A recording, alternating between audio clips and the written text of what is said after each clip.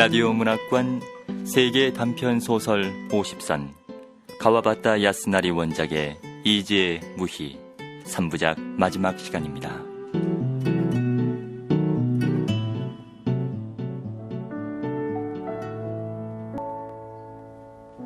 지난 이야기. 유랑극단 일행과 함께 여행을 하면서 나는 그들의 순박한 마음씨에 따뜻함을 느낀다. 그들은 자신들에게 호의를 베풀어주는 나에게 마음을 열고 진심으로 대한다. 나는 그들의 집까지 함께 가기로 한다.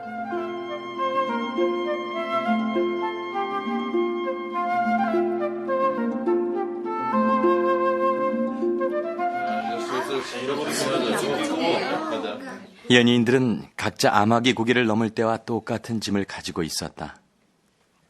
우리는 유가노를 벗어나 산길로 접어들었다.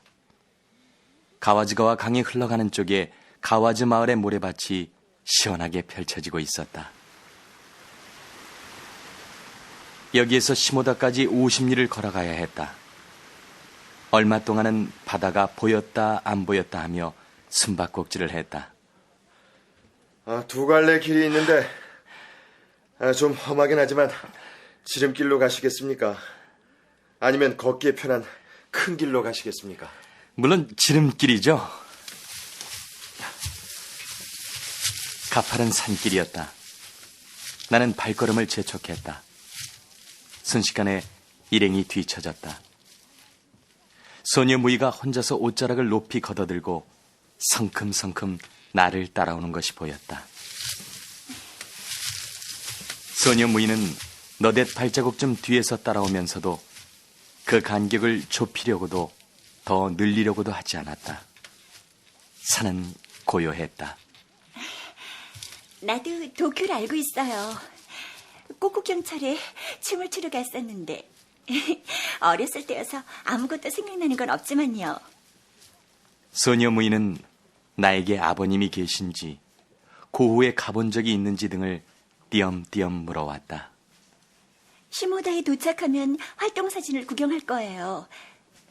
죽은 아기도 있었다면 좋았을 텐데. 산 꼭대기까지 올라왔다. 소녀는 북을 내려놓고 나서 손수건으로 땀을 닦았다. 그리고 자신의 발에 묻은 먼지를 털려고 하다가 문득 내 발치에 구부리고 앉아서 하카마 자락의 먼지를 털어주었다. 왜 그렇게 빨리 걸어오셨어요? 물을 마시고 싶군. 찾아볼게요. 그러나 소녀 무이는 빈손으로 돌아왔다.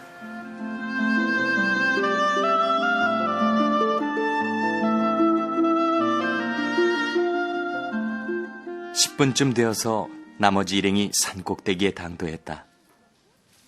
내려갈 때는 나하고 에이키치가 일부러 뒤처져서 천천히 얘기를 나누며 출발했다. 한마장쯤 걸어가니까 아래쪽에서 소녀 무이가 달려왔다. 이 밑에 샘터가 있어요. 빨리 오시라고 하면서 모두들 마시지 않고 기다리고 있어요. 나무 그늘의 바위 틈에서 샘물이 솟아오르고 있었다. 자, 먼저 마셔요. 손을 넣으면 흐려질 테고 여자가 먼저 마시면 더럽다고 생각하실 테니까.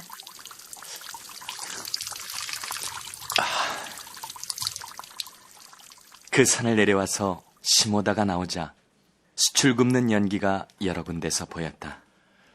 저기 길 건너 쪽에 수북이 쌓인 대나무 다발 좀 보십시오. 지팡이의 안성맞춤이겠는데요. 소녀 무이가 달려왔다. 제 키보다도 길고 굵은 대나무를 가지고 있었다. 지팡이로 드릴게요. 제일 굵은 것으로 빼왔어요. 안 돼. 굵은 것은 훔쳐왔다는 것이 곧 탄로나고 마니까 곤란해지지 않겠니? 빨리 갖다 놓고 와. 소녀 무이는 대나무 따발이 있는 곳까지 되돌아가더니 다시 달려왔다.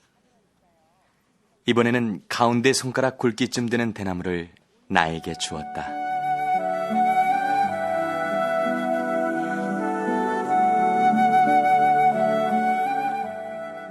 나하고 에이키치는 10여 미터 앞서서 걷고 있었다. 그건 빼버리고 금리를 해박으면 되지 않아? 소녀 무이의 목소리가 들려와서 돌아다 보니까 소녀 무이는 지오코와 나란히 걷고 있었다.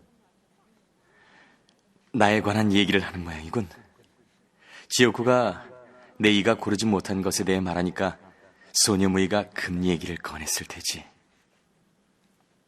얼굴 얘기인 것 같은데 그것이 마음에 걸리지도 않을 뿐더러 친숙한 기분이 들었다.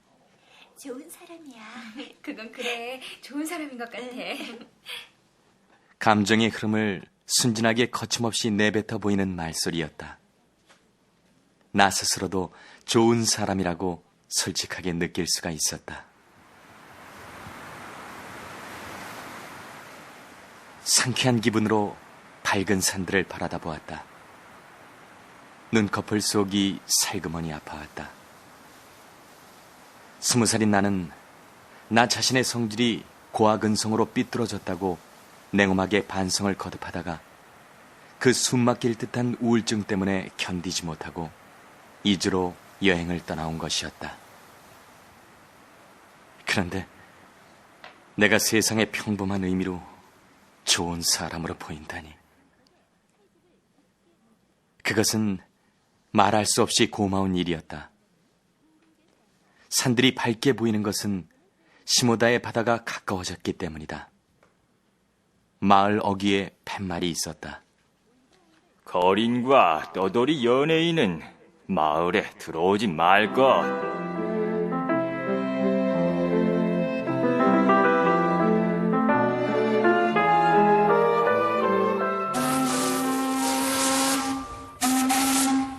고시아라는 여인숙은 시모다의 북쪽 어귀에 있었다. 연예인들은 같은 여인숙의 사람들과 떠들썩하게 인사를 나누었다. 역시 연예인과 광대 패거리들 뿐이었다. 시모다의 항구는 이와 같은 철새들의 소굴 같은 곳인지도 모른다. 내가 고시아를 나가려고 하자 소녀 무이가 계달을 나란히 놓아주었다. 활동사진 구경에 데려가 주세요. 그녀는 혼잣말을 하듯 중얼거렸다. 나와 에이키치는 전 동장이 주인이라는 여관으로 갔다.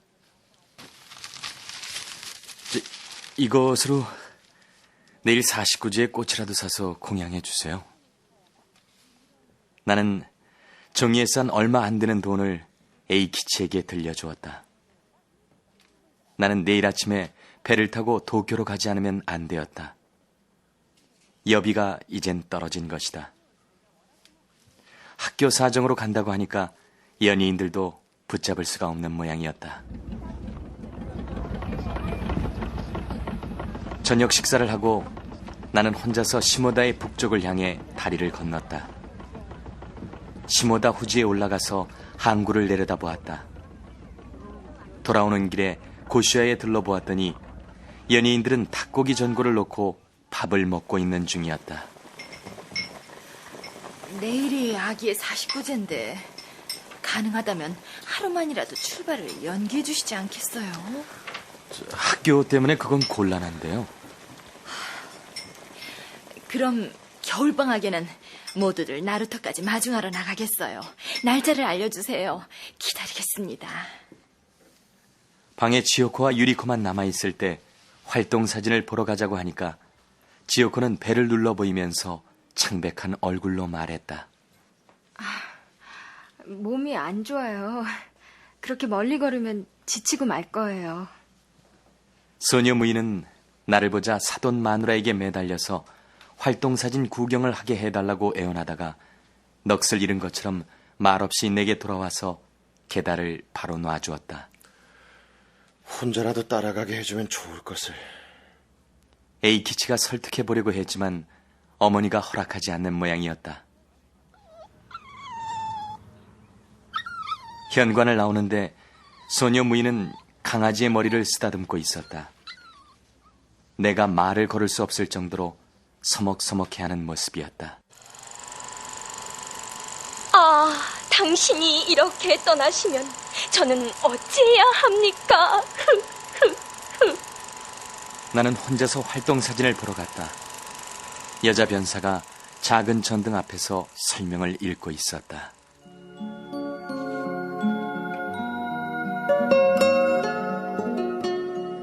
나는 곧 나와서 여관으로 돌아왔다. 창틀에 팔꿈치를 괴고 언제까지나 밤거리 경치를 바라보고 있었다. 어두운 거리였다. 멀리서 끊임없이 갸냘프게 북소리가 들려오는 듯한 느낌이 들었다. 까닭없이 눈물이 텀벙텀벙 떨어졌다.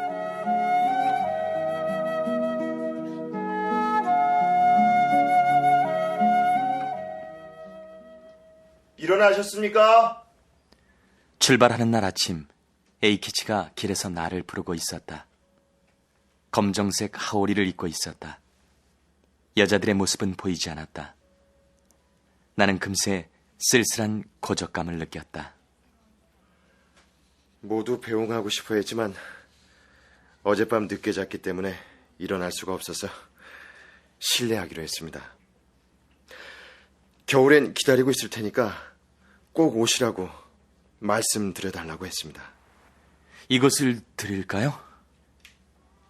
나는 머리에 쓴 모자를 벗어서 에이키치의 머리에 씌워주었다. 그리고 가방에서 교모를 꺼내 구겨진 주름을 펴면서 둘이 웃었다.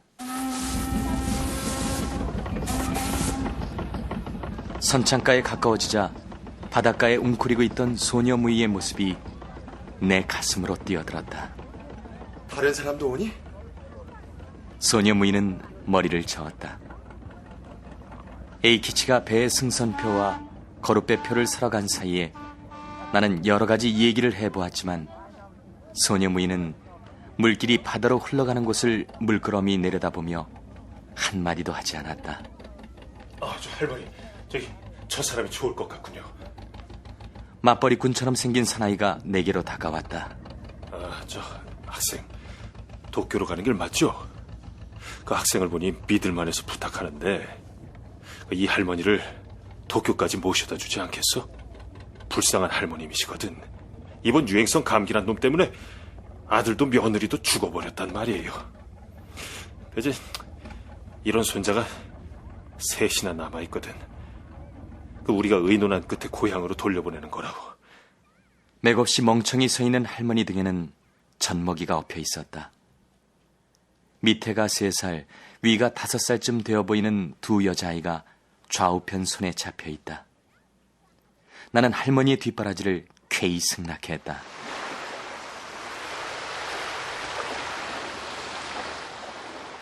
거룻배는 몹시 흔들렸다. 소녀 무이는 역시 입을 다문 채 한쪽만을 지켜보고 있었다.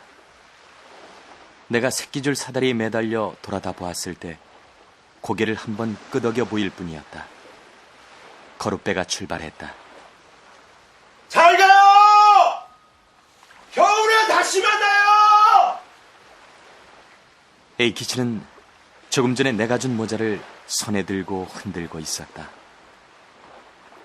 훨씬 멀어지고 나서야 소녀 무이는 하얀 것을 흔들기 시작했다.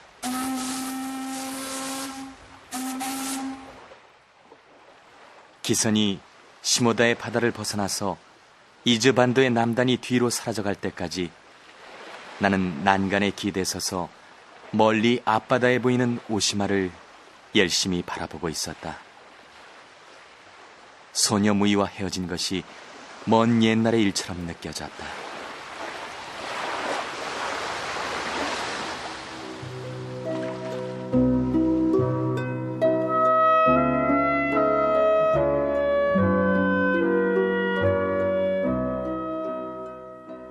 나는 선실로 들어갔다. 머리가 휑하니 비어서 시간이란 걸 느끼지 못했다.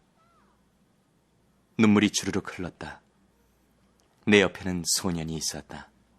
뭔가 불행한 일이라도 있었습니까? 아니요. 방금 어떤 사람과 헤어졌답니다. 나는 아주 솔직하게 말했다. 울고 있는 걸 본 사람이 있다고 해도 나는 아무렇지도 않았다. 다만 상쾌한 만족감 속에서 조용히 잠을 자고 있는 것 같았다.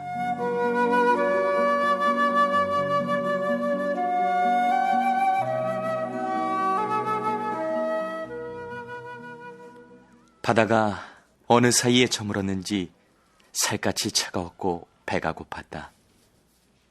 소년이 대나무 껍질로 싼 보따리를 펼쳐주었다.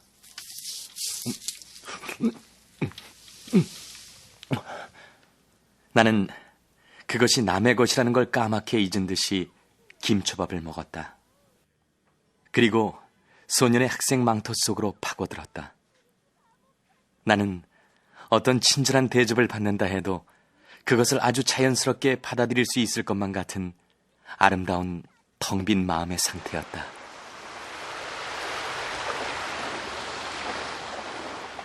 선실의 램프가 꺼져버렸다.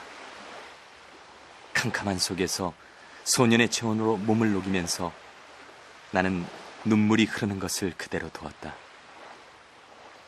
머리가 맑은 물이 되어버리고 그것이 주르륵 주르륵 흘러내려서 그 뒤에는 아무것도 남지 않을 것 같은 달콤하고 상쾌한 기분이었다.